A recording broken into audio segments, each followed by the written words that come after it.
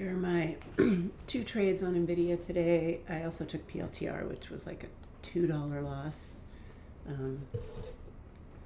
Actually, I would just call that break even. That was a bad setup, but I'll go over that one.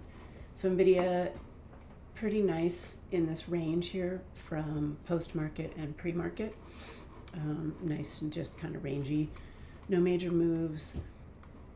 And right out of the gate, it was the only one that had like major strength, major volume coming in.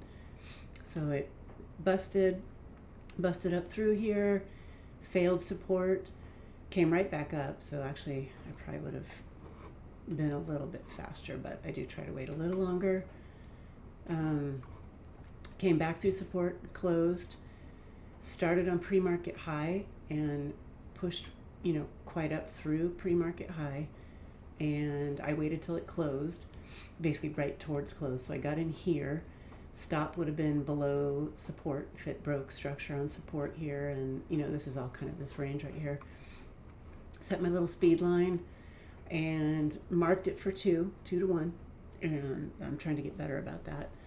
So I sold it as it pushed right through here. As you can see, this thing just continued. I really could have held it and done better on that, but I didn't. I was thinking it might go to 1 week high, which would have been a really solid trade, but I sold here on this push and then waited for another entry. So it came up, had a little bit of a pullback, still had strength, and I watched it go through the 1 week high. So I set the 1 week high as an area to get back in. Closed.